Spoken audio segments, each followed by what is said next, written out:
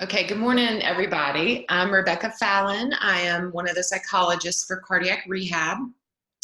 So today we are talking about some factors related to depression. May seem like kind of a strange topic to cover here right before the holidays, but this is actually a time of year when we see depression spike in a lot of people. And one of the things people report is that, particularly at this time of year, they feel a lot of pressure to celebrate and be joyful and happy. And yet it often brings kind of a mix of emotions for people. You know, whether you really celebrate the holidays or not, coming to the end of a year very often brings a period of reflection for folks, looking at where have I come in the past year? What are the things that have happened? Who are the people in my life? Who have I lost from my life? And for many of you, 2019 has been a difficult year. You've dealt with some stuff maybe you weren't planning on dealing with, or you've lost loved ones. And so a lot of times feelings of grief and loss are very tangible during this time of year. And so I'm going to talk a little bit about depression and why we care so much about identifying depression, particularly with cardiac patients. And then we're going to talk a little bit about the differences between depression and grief and how to kind of recognize if you're dealing with any of those emotions, which one you may be dealing with. So the first thing is related to depression. This is a very common symptom for people recovering from heart disease. So about 70% of recovering heart patients will deal with depression at some point. For most people, it is short term, but somewhere around 30% will deal with more long-term symptoms of depression. And very often, these are people who have dealt with depression before. So one of the reasons we care so much about depression in heart patients is because depression has effects on your physical health just as much as your mental health. Sometimes we think of it as only a mental type of problem, but it absolutely has physical effects on us as well if it goes untreated. So for example, depression can cause changes in your blood chemistry that may increase chances of blood clots. It can change your heart rhythms, causing some abnormal heart rhythms. It can impact the circuitry of your heart so that recovery from things like surgery are more difficult. And then, very importantly, I think depression can impede your motivation to make healthy changes. So we know that changing your lifestyle is difficult, even when people have a great attitude about it and are very motivated to do it. It's just hard to start exercising if you've never really done that, or to make major changes in your diet. And if you're also dealing with depression on top of that, keeping the motivation to make those changes can be even more difficult. I mean, everybody knows what it feels like when you've had a hard day or a stressful day. You just want to kind of curl up and have some comfort food and take a nap, right? Depression can feel like that every day. And so it's really hard to find the energy to make those healthy changes.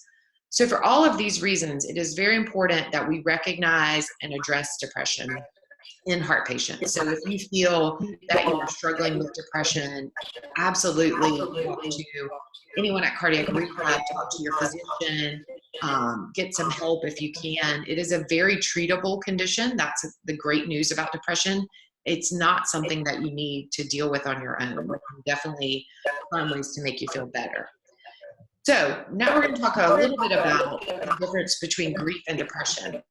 One thing to keep in mind, we all know what grief feels like when you lose a loved one, right? One thing a lot of heart patients deal with is feelings of grief associated with their life before heart disease. So in a way, they're feeling a sense of loss or sadness about life before I had this health problem. You know, thinking about this time last year, how different I felt because I didn't even know I was going to go through all this stuff, or I wasn't taking all these medicines or having to do, you know, all of this recovery stuff. And so sometimes people are really grieving kind of a past version of themselves. And it can feel similar to depression. So that's what your table illustrates there. The differences are that grief obviously tends to have more of a rapid onset, and we can kind of identify what caused the feeling, whereas depression is more gradual usually. With both grief and depression, people will have feelings of sadness, maybe irritability.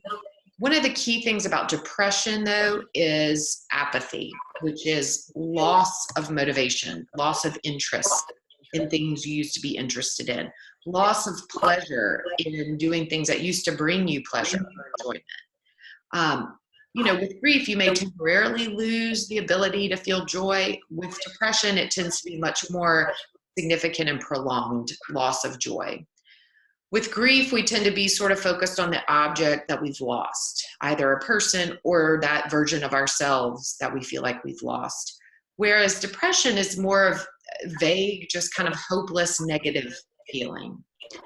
Grief typically is relatively short-lived. Depression tends to be long-term with a lot more despair or sort of feeling like there's no light at the end of the tunnel. That kind of feeling is very characteristic of depression.